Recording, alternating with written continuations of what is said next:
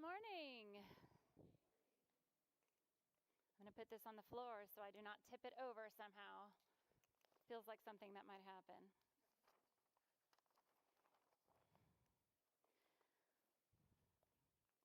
Do you remember the moment when you realized maybe motherhood isn't exactly like the picture I put in my mind? Do you guys remember that moment? For me, that moment was right after my firstborn son was born, and I had it in my head that he was the first grandchild on the entire side of the family. And so I thought we would come home and we would have all of my friends and family there, and we would like celebrate this new birth, and maybe even my husband would like hold him up and present him like the Lion King. And it would be like a circle of life, and that would even be like in tune. You know, the song would be in tune. But that's not how it happened at all. The night before I was to come home from the hospital after having my son, my milk came in. And not only did my milk come in, but it did not let down. Has that happened to anybody here? Like, I didn't even know that was a thing. So instead of being able to nurse my son, my breast just kept filling and filling and filling, and it was so painful. So by the time I came home the next day, I saw all my friends and family. I took my son and I ran back to the master bedroom, and I laid there and just trying to nurse my son.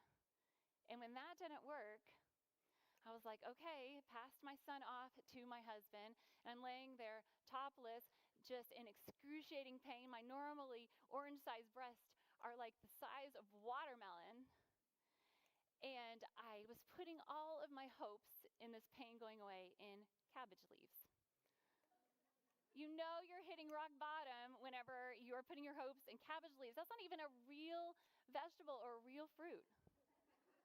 It's nothing. And so my motherhood wasn't quite looking like what I thought it was going to look like. And does anyone here have toddlers? Let me just see a little hand raised. We have okay. And are your toddlers beginning to speak? Okay. Now, did anyone warn you that when they began to speak, the things that they were going to say was not going to be socially appropriate? Anyone warn you that? No one told me. And my daughter, Lizzie, she was actually a late talker. And so actually I was thrilled that she was talking.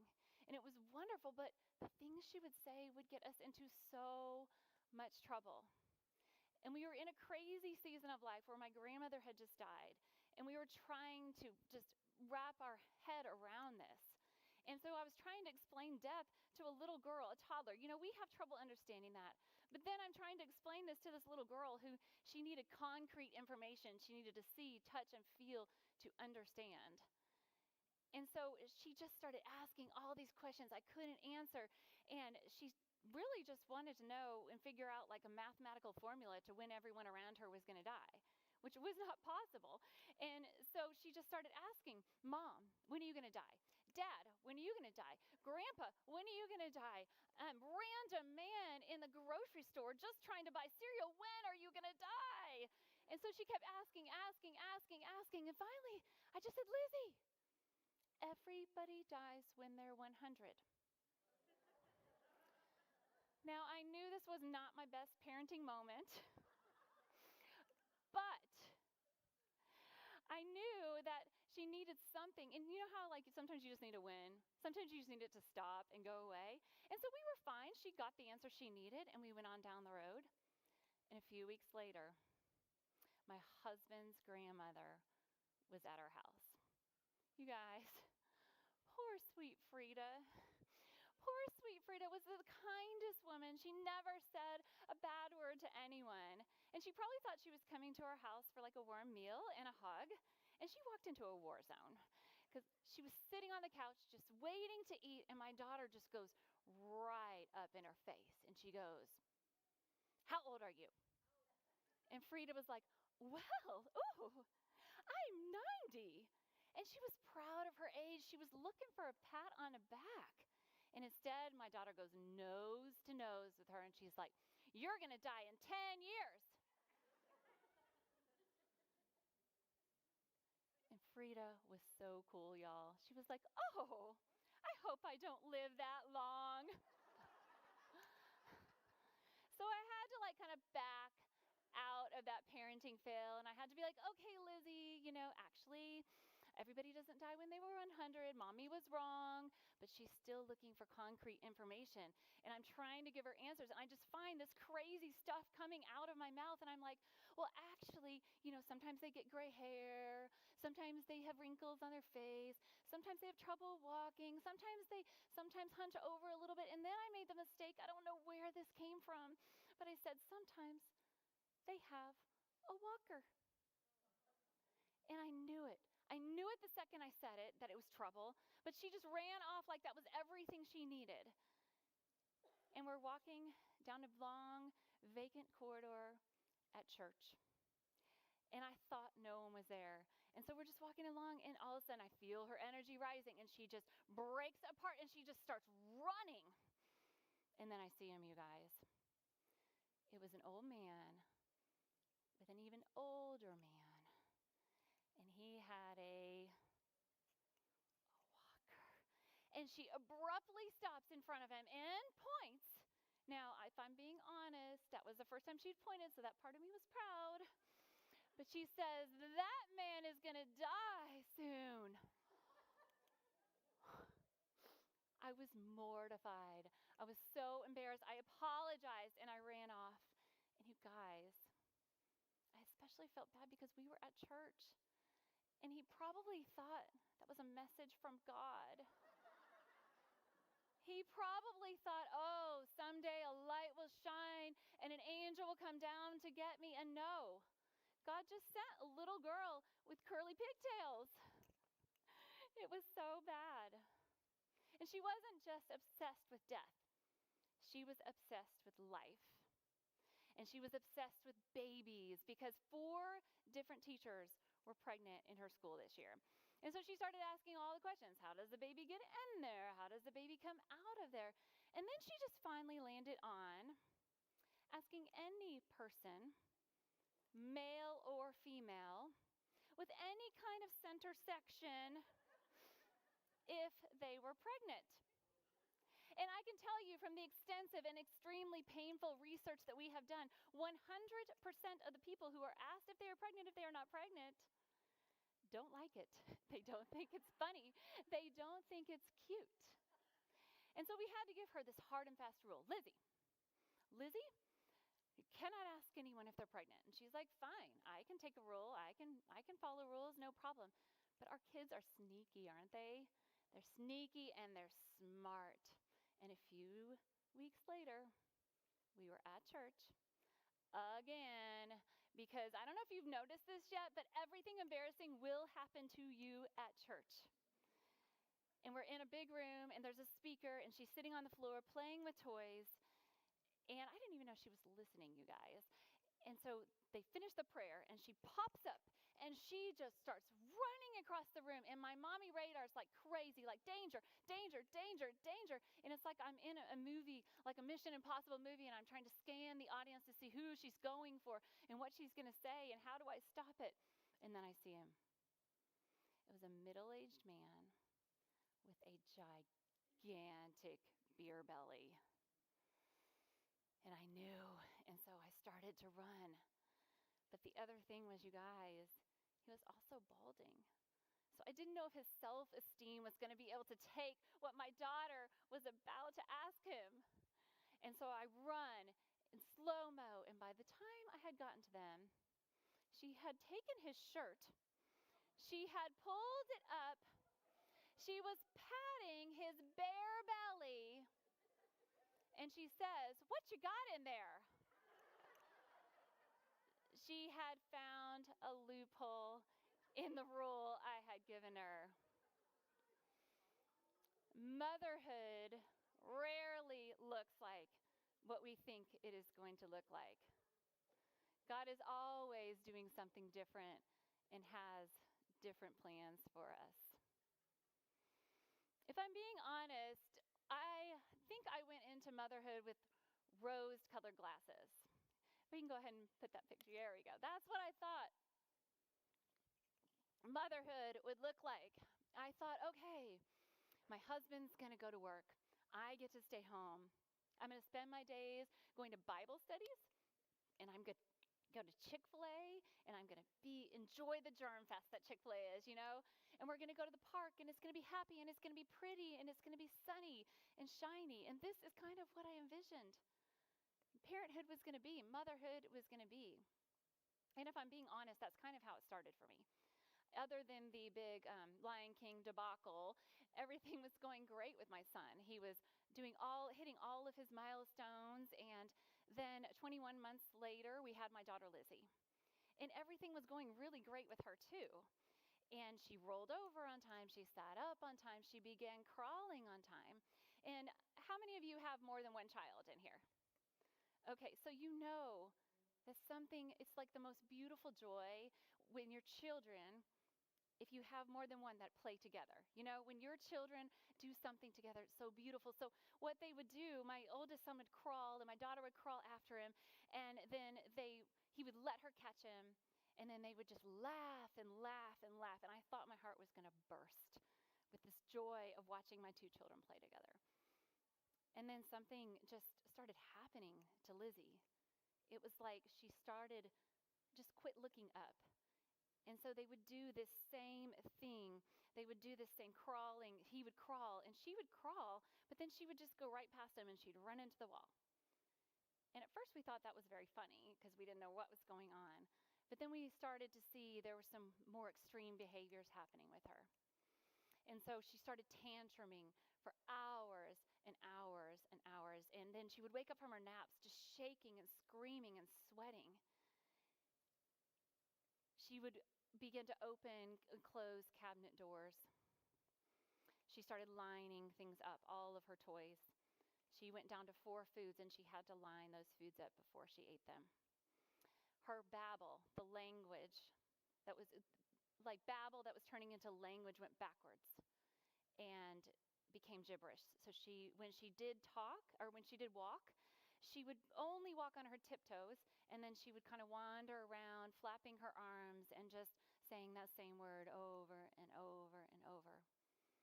And I think the hardest thing for me to accept about this new reality of what was happening with Lizzie was she quit connecting.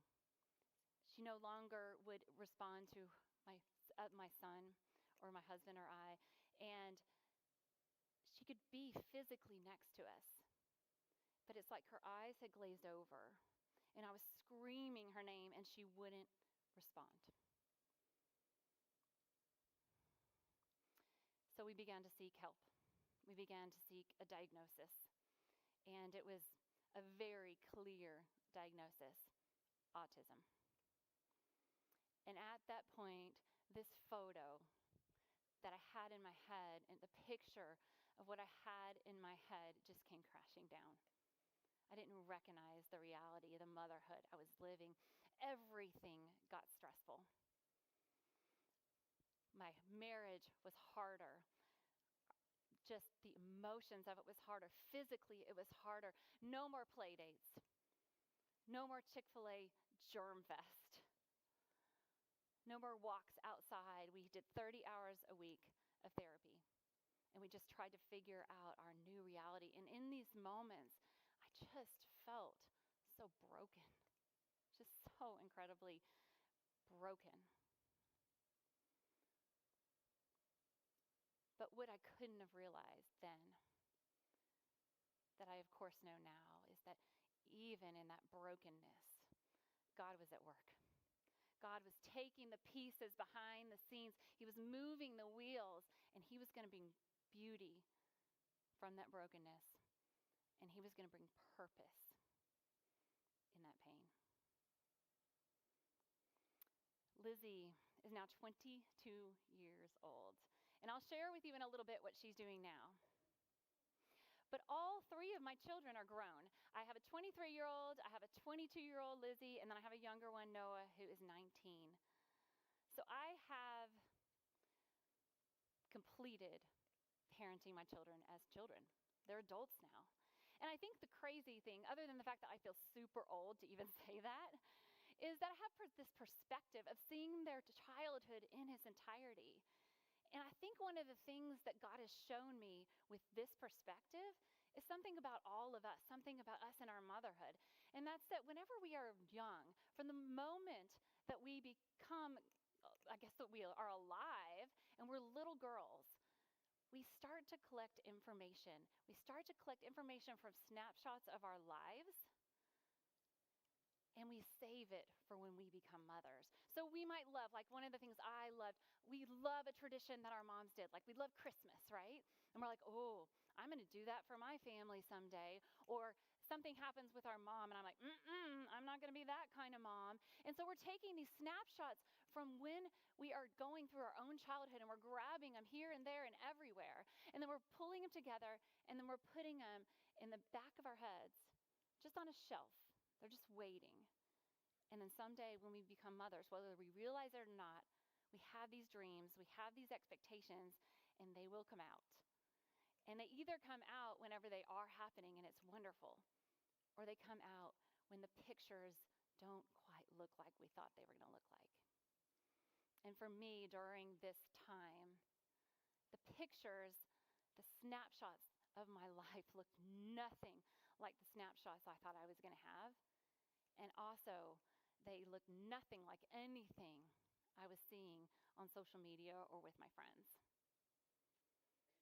So today I want to share with you 3 different snapshots of Lizzie and my parenting her, my daughter Lizzie. The first one, if we can switch to that, go back just a little bit. There's a picture of a little girl. There we go. That's it. We found it. Okay, so this is Lizzie. You can tell me she's cute. I don't mind. It's okay. Oh, thank you. I was hoping someone. So this is her with her little toy octopus. And it's a really cute snapshot, right? But this is not actually the real snapshot. Because the real snapshot is what was going on behind me that didn't look like the snapshot I wanted. And so when I was young, one of my favorite things that I had stored away, that was one of the things I wanted to do with my family, was I absolutely loved Christmas, right? And I wanted to carry on all those traditions. And the tradition I loved the most was I loved presents. I just loved the idea of it. So when I sat on Santa's lap, you did not want to be behind me, because I would roll out my scroll and I would share all of the presents I wanted. And I couldn't wait till the next morning to wake up and open those presents. Well, the picture here behind me is a Christmas tree. This was Christmas Day in the afternoon, and all of Lizzie's presents were sitting under the tree untouched. Because my daughter didn't understand Christmas. And my daughter didn't want to open presents because she didn't understand that. And in fact, she didn't want anything to do with any of our traditions with Christmas. And that was really a hard thing for me. She didn't want to do the cookies. She didn't want to do the gingerbread house. She didn't want to, sing the songs. And so I really just had a hard time with that snapshot. And so I did kind of what we always do when things don't look how they're supposed to look, right? I'm like, okay, I'm going to do everything to just try and make this work. I'm going to try and force it. And then I spun my wheels trying to do things. And then I remembered, oh, wait, I can pray about this. Y'all ever do that? Do everything in your own power and then remember to pray? Because every failed photo is an invitation for divine inspiration. Every failed photo is an invitation for divine inspiration. And so once I did begin to pray and ask, okay, God, what do you have? Why don't you reshoot this snapshot? Why don't you recreate this? What did he have? And what I felt that he gave me was just in this moment, okay, if she doesn't like your traditions and what you're doing, take what she likes and put it in and mix it in and mesh it in. And so what she did like, other than the octopus, was Dora the Explorer. She loved Dora the Explorer. And so our Christmas carols, you guys, started to look a little bit weird. They were like, we wish you a Merry Christmas, we wish you a Merry Christmas, we wish you a Merry Christmas, and a do-do-do-do-do Dora, do-do-do-do-do Dora, Dora, Dora the Explorer. Can you imagine us showing up on your doorstep to Christmas Carol? It would get a little bit weird, right? But the thing was, she started to engage with us. She started to be interested. She started to enjoy these things that we were doing, and we could do them together. And the other thing is that sometimes a snapshot that you want to happen isn't never, it's just not now. And so that was the case with the presents. With the presents, we put a program into her therapy sessions where I would take her little octopus and I would put the octopus right in front of her and I would wrap it up and then I'd unwrap it. And then we did that like 20 times. And then eventually she wanted to start unwrapping it. So the next Christmas, I was like, Lizzie, we have presents. Octopus is waiting. And so she comes running in and she opens presents with us. And so she has only her octopus and she opens it and she dances with it on Christmas morning. And I saved a whole lot of money, y'all. I didn't have to buy any other presents. But what God was teaching me was that it wasn't the traditions. It wasn't the traditions that I had thought that were going to bring me joy. What brought me joy was the connection and the ability to spend time with the people I love on Christmas Day. Because every failed photo is an invitation for divine inspiration. We're going to look at the second snapshot I have for you guys. And this is my daughter Lizzie jumping on a trampoline. And if I can characterize her childhood by two things. The first would be nakedness, because she always wanted to be naked.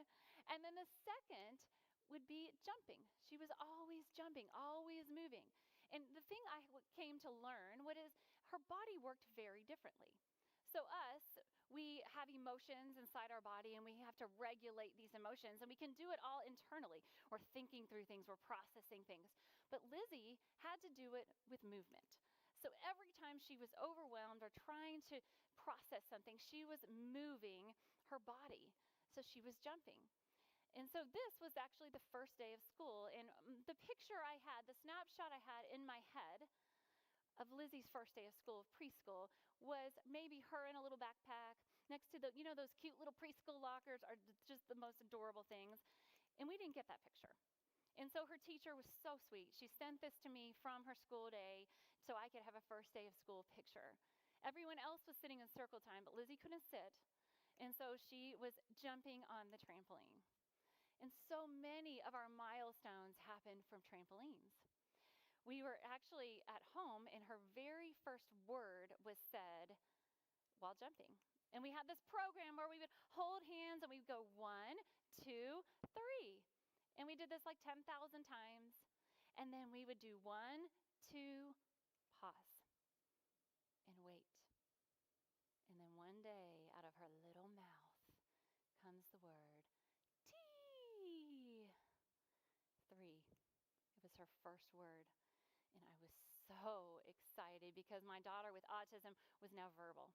And this was a big milestone. And I had a snapshot from my past come out, and it said, you have to celebrate by eating out. That's what I always did in my family. The snapshot was eating out. I wanted to go and I wanted to eat out, and I wanted to celebrate just like I had with my own family because I loved it.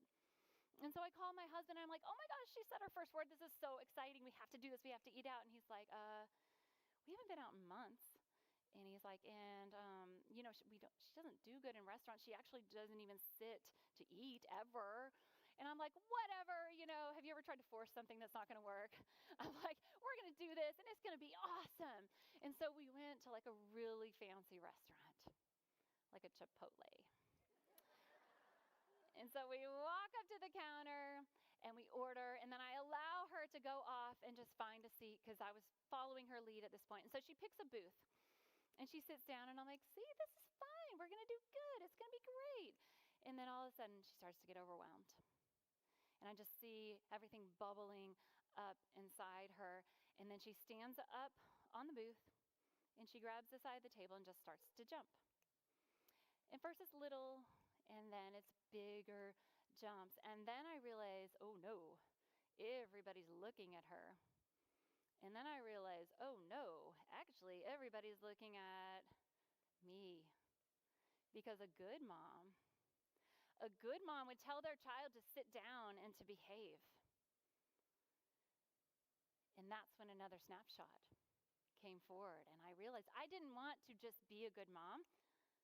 I wanted to appear like a good mom. I wanted everyone, all of my friends, to think I was a good mom, but I also wanted everyone in that restaurant to think I was a good mom. But the thing is, a good mom drops her desires in pursuit of God's goals. A good mom drops her desires in pursuit of God's goals. And so in this scenario, I had a decision to make. I had a decision. Was I going to do what was right for my daughter, or was I going to do what I needed to do to look like a good mom? And the truth was, in this scenario, my daughter needed to jump to regulate herself. And the other thing was, I didn't know what God's goals were. I had no idea what God's goals were in this situation. But I had to make that decision.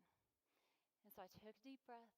And because I have a little flair for drama, I smiled and very loudly said, "Good jumping, Lizzie." And just as you would expect, all of the mouths and judgment dropped around the room. But here's the thing, y'all. I didn't feel like I thought I was going to be embarrassed and have to take our food and go. But instead, I felt at peace because I was doing what I was supposed to be doing for my daughter, the daughter that God had given me in that moment. I wasn't parenting for somebody else's child. And I was opening that space for him to do whatever he was going to do, even if I didn't know what that was. A good mom drops her desires in pursuit of God's goals. I'm going to share this third snapshot with you.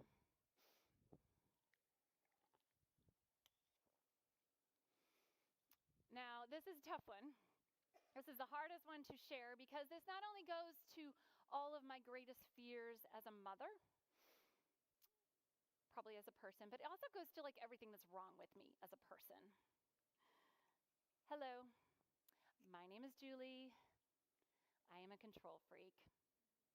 I have been a control freak from the very moment I have stepped onto this earth, and I have been controlling things, and I've been on and off the wagon for basically 50 years. I have been sober controlling for probably maybe 10 minutes. I don't know. I keep trying. Please tell me I'm not alone in this room. Do I have some more control freak mothers? Please. Thank you. Yes. This is a hard thing as a mother, what we think that we can control. Because really, we can control so much less than we think. And one of the snapshots I had in my head was that I could control the safety of my children. It's so very basic, but it's also our greatest fear as mothers, isn't it? Something happening to our children. On this particular day of this particular snapshot, we were on vacation. And we were at the beach. And for our family to go on vacation, it was very, very difficult. My daughter had to have routine. She had to understand where she was going. It was hard, but she loved the beach. She loved the sand. She loved the waves. She loved jumping in that. And so we made it work. And I had to do all the research. I had to make her a little book. We had to go through it with stories and share everything. And we were there, and it was great, and it was beautiful. And my husband was out getting the bags from the car. And I was on the balcony with the two kids at that time. And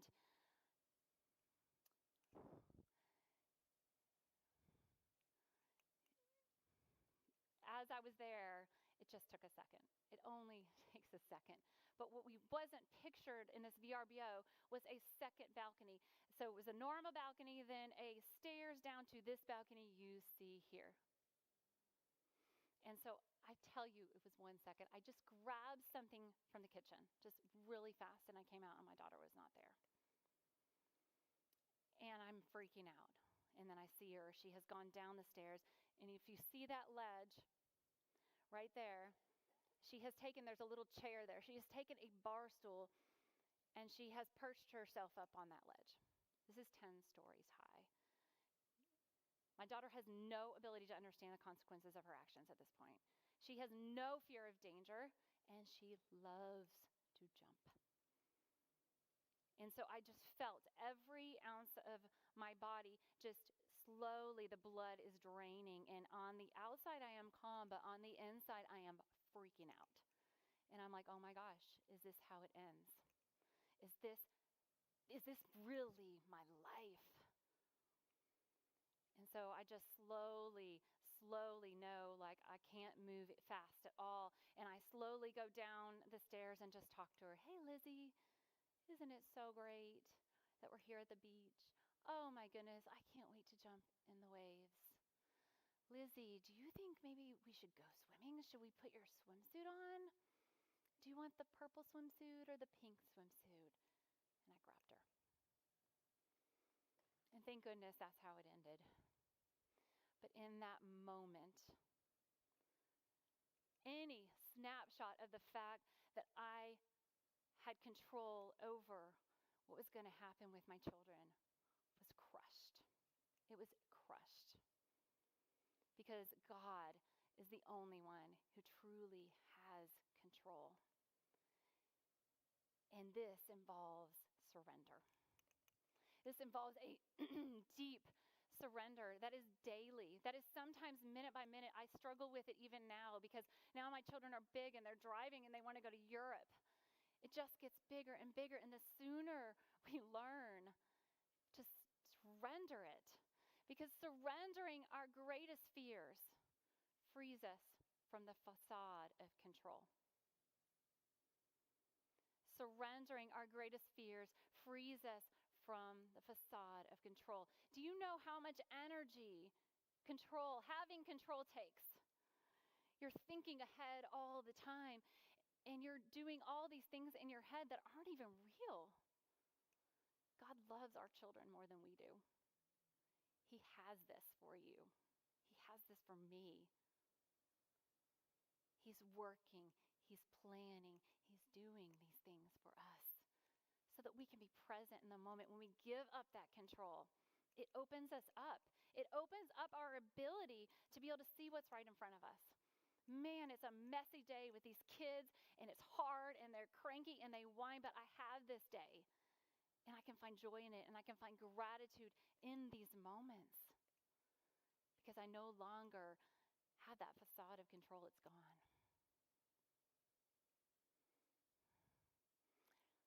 I've been thinking a whole lot about cameras, processing of cameras, pictures, developing these cameras.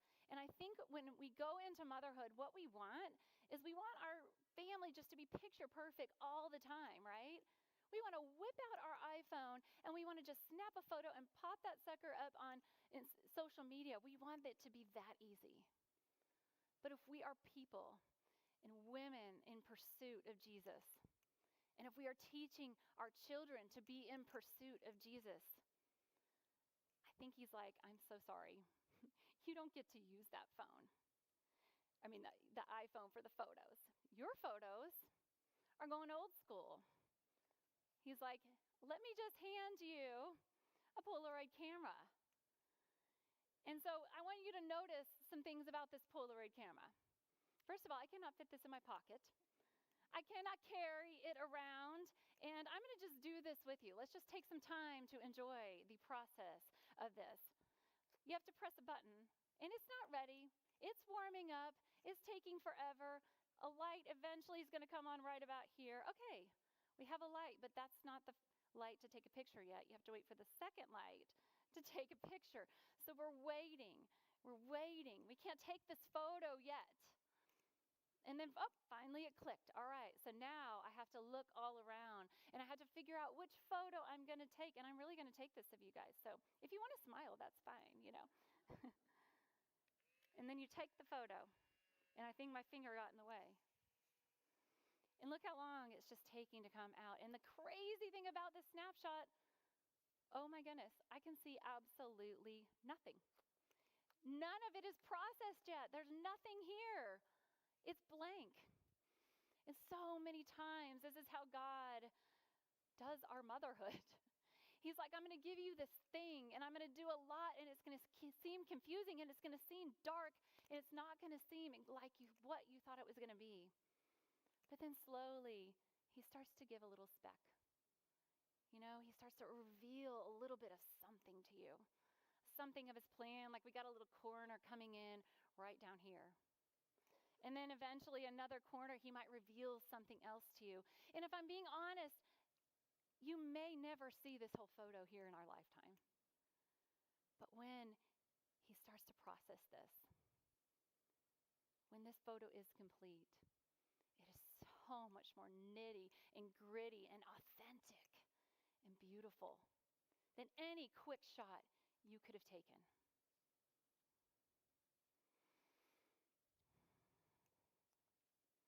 It's still going. It takes 5 minutes. Just so you know. God is not interested in what the picture of your lives looks like. He's interested in your hearts. He's interested in making us more like him. And that takes time. And that takes processing. And that takes difficulty. And that takes hard things. But it's going to be beautiful. He's always working behind the scenes. He brings beauty into that mess. And you remember the moment. Oh, and let me show you a picture of my family now, actually. Okay, this is a picture. And I did not even want to put a picture of us standing still, because every photo I still take with my family, it takes like 1,000 different photos to get a real one. So this is like one of the real ones, because we're just a mess. But back whenever I felt so incredibly broken, God was beginning to make little specks of beauty. And one of the things, some of the beauty that has come through the brokenness I felt was God gave me the ability to recognize that moms of kids with special needs feel extra isolated. And they need a community. They need something specific for themselves. And so I was able to start a nonprofit called Labeled and Loved. And now this nonprofit serves thousands of women across the country through events and community building and bringing them out of their isolation and helping them, prevent them from caretaker burnout. God was moving the wheels. But here's the thing. So much of me was so selfish in thinking, oh, why? Why did God have to make my daughter go through this just so, I could do this thing for you? And he was never just worried about my heart. He was always just working on hers too, and my other kids, and my boys, and my husband. And so during all of this time, it wasn't just about me, it was about them too. Lizzie is now 22 years old, and through all the therapy, God allowed her to progress so much. And so she ended up going to a learning different school, and she was a cheerleader, and she ended up being captain of the squad. And then she ended up driving, which was like crazy. And so she can drive now. And then she went to Dallas Baptist University, and she's lived on campus all 4 years independently.